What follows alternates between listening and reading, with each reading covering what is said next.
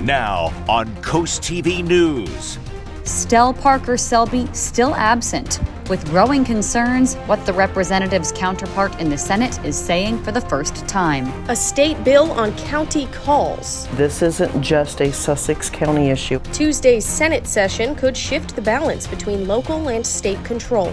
Beach erosion battle. It's unfortunate that it's eroding the beach. The shoreline near the Indian River Inlet is washing away again, what DENREC says caused the setback.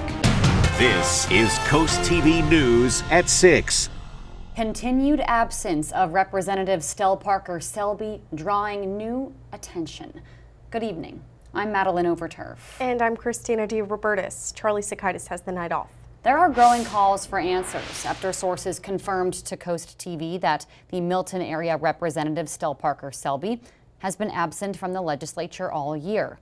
Sources confirmed that was due to a major stroke this winter.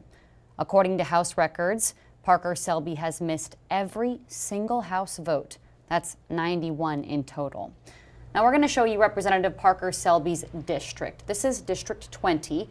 It includes Lewis, Milton, the Harbison areas. And now look at this. This is the Delaware 6th Senate District outlined in red.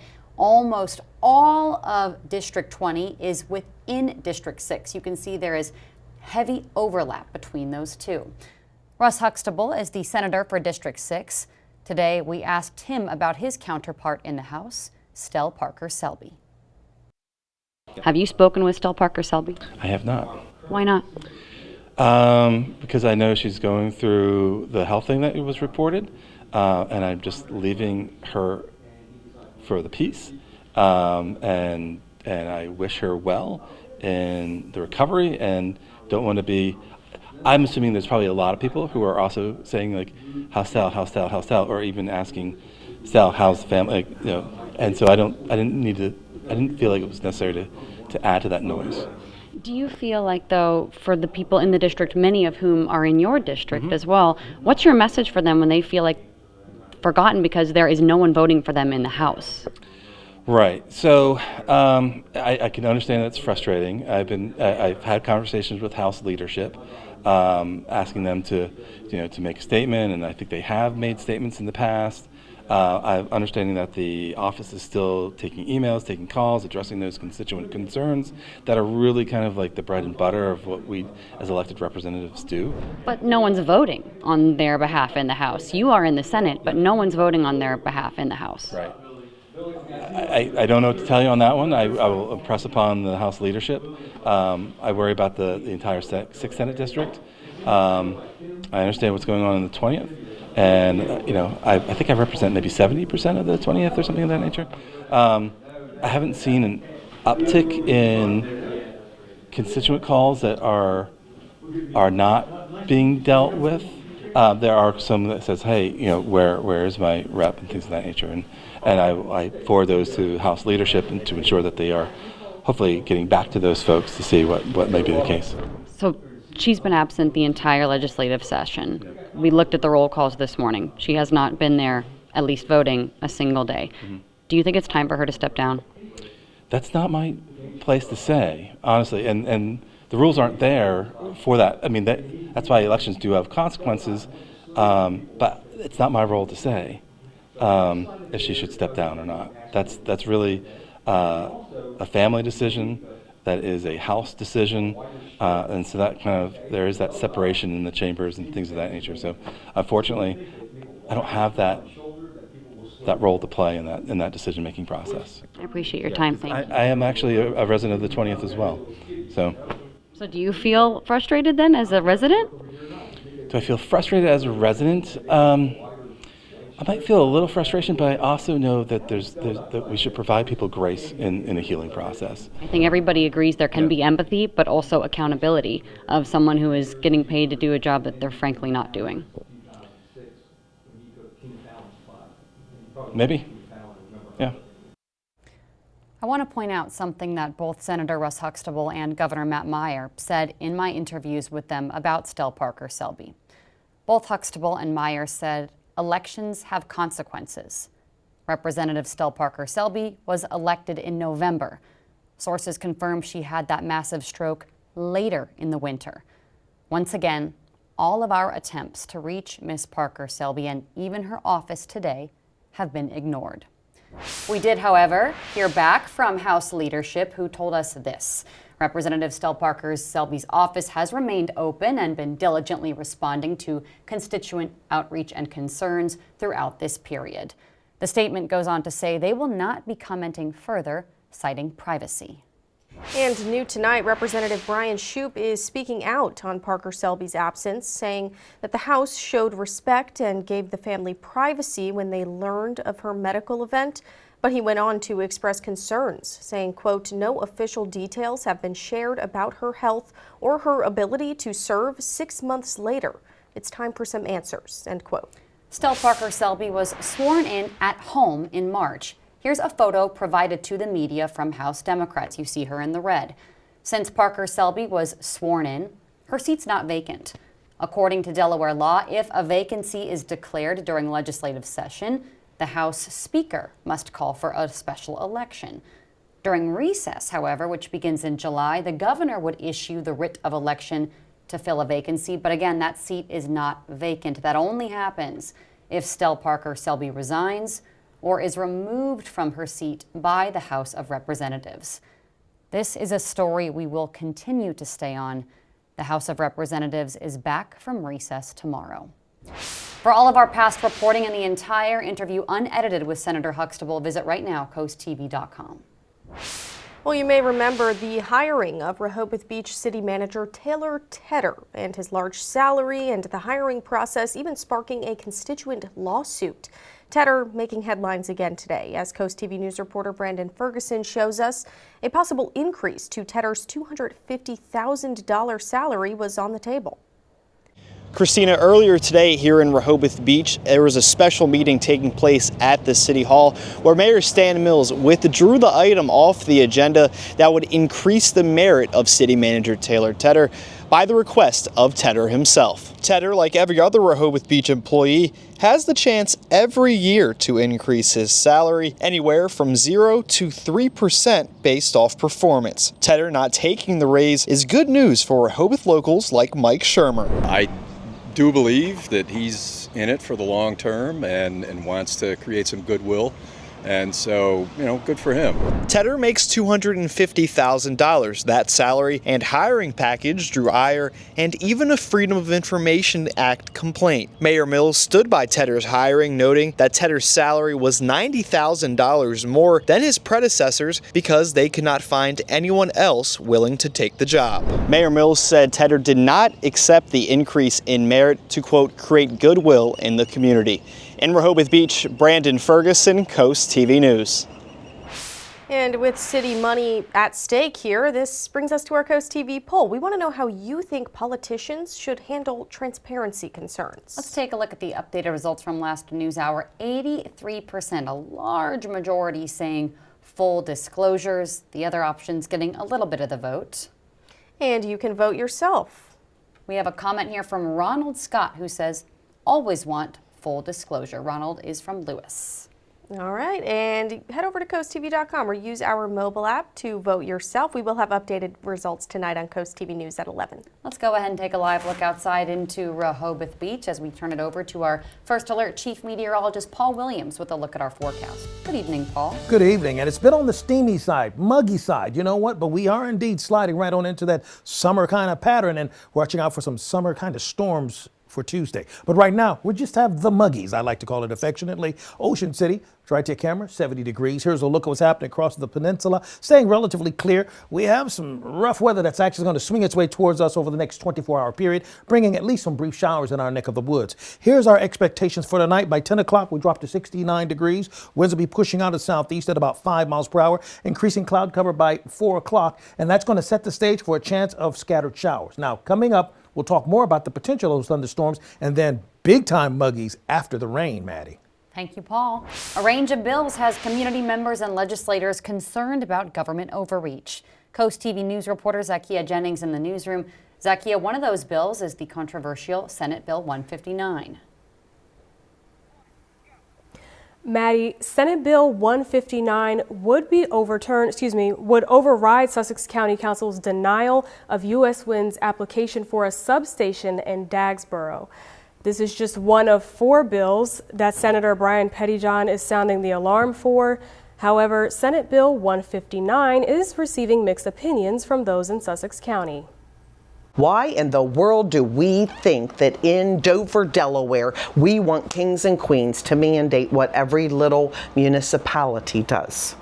No, it's wrong.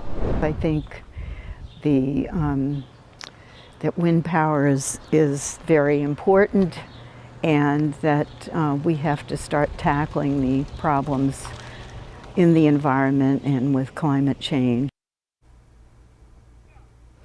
Other bills that are raising eyebrows and questions are Senate Bills 87 and 75.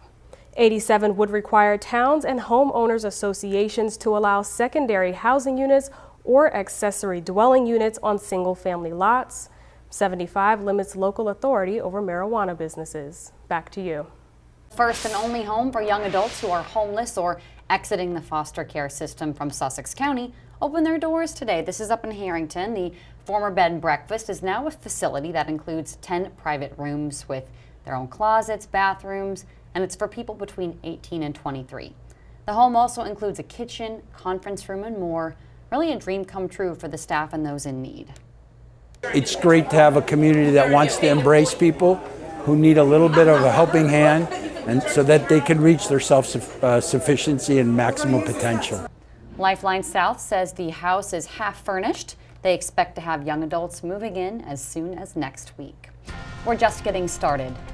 Plenty of local athletes competing. We'll break down tonight's matchups to watch. And we're about to deal with a few spotty showers for Tuesday. I'll show you what I'm tracking coming up. But first, beach erosion near the Indian River Inlet once again putting Coastal Highway at risk. What's being done to fix the ongoing problem when we're back in just 60 seconds. This is Coast TV News at 6. A $25 million replenishment project slowly washing away. The ocean inching closer to Coastal Highway near the Indian River Inlet once again. Coast TV News reporter Kevin Zippay shows us the ongoing struggle to keep the beach in place and what's being done to protect the shoreline. Jim Price has loved riding his bike near the Indian River Inlet for years. We come over here quite often. We frequent the park here. But says he's sad to see the sand washing away here once again. It's happened quite a few times coming across there, and it's unfortunate that it's eroding the beach and that we needed to come up with a solution to get it fixed. In August of 2024, ocean waves broke through the dunes on the north side of the inlet all the way to the highway. Price saw it happen firsthand. Now, I guess my first reaction was, can I get across? Then came months of repairs that involved adding more sand using these pipes and planting dune grass to help stabilize the sand and prevent further erosion. Although the grass is still here, most of the sand has already washed away. DENREC is aware of the problem and hopes to find some solutions. According to DENREC, parts of the lost sand is partly due to the high waves and the recent storms that have occurred, but they hope that the sand will return naturally to the shore. It's unfortunate with the storms that come in here that the sand, I think, is going to continue to erode, so there needs to probably be a more permanent fix at some point. According to DENREC, the Army Corps of Engineers plans to go through with the second phase of the Nourishment Project, which involves pumping an additional 300,000 cubic yards of sand from the Ebb shore. I'm Kevin Zippay, Indian River Inlet, Coast TV News. Here's a look at your Gulf forecast. We're watching out for overcast conditions. You know what? Scattered showers and thunderstorms at the very least in the morning time, so not so good. Not so good at all, but still muggy at 80.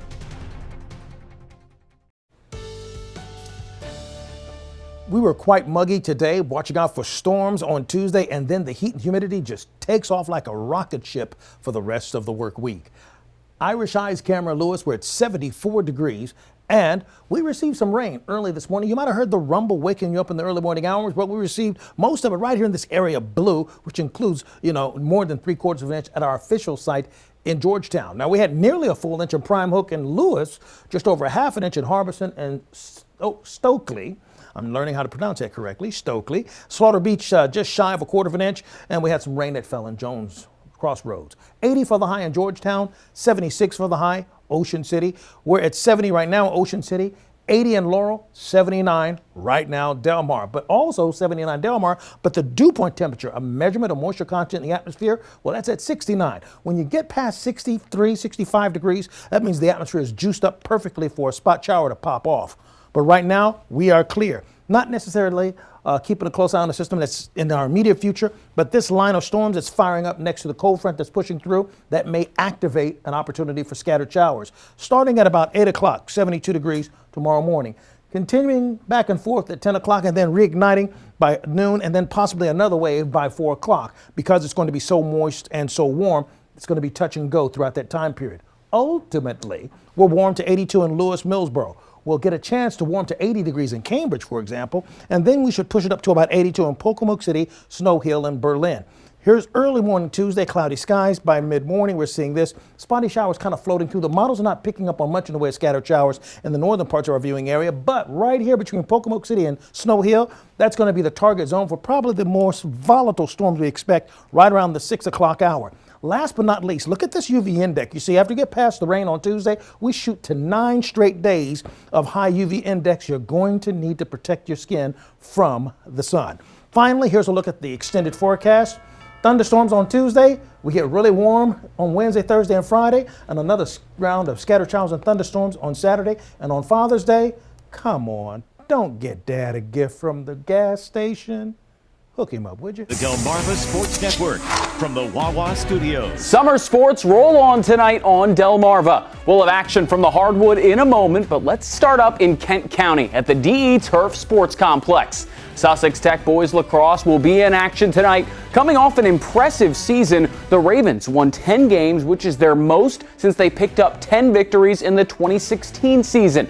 They'll try to keep up the momentum in tonight's game against Indian River Boys Lacrosse. IR finished the season strong, winning its final 3 games to finish with an 8-7 overall record.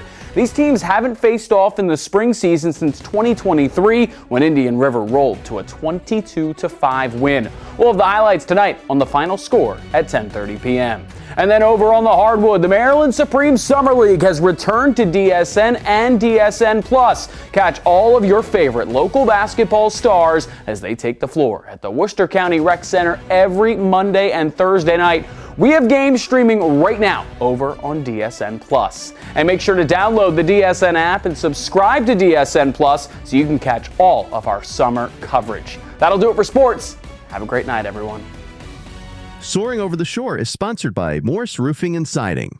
Wagaman's Pond is 41 acres large and gets up to 7 feet deep. A courtesy dock helps bass boats up to 20 feet long get on the water.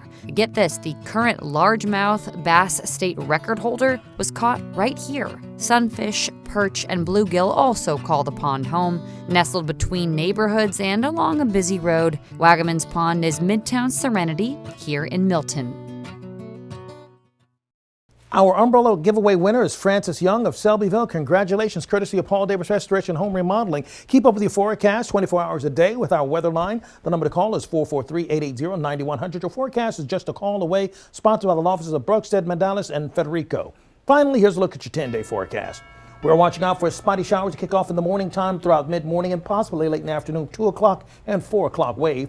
Then Wednesday, Thursday, and Friday, we become even muggier, and we're going to start feeling like the 90s. All right, Paul, thank you, and thanks for joining us here for Coast TV News at 6. For some more local news and weather, you can download our Coast TV News app. The NBC Nightly News is up next. And we'll see you later tonight for Coast TV News at 11. Have a great evening.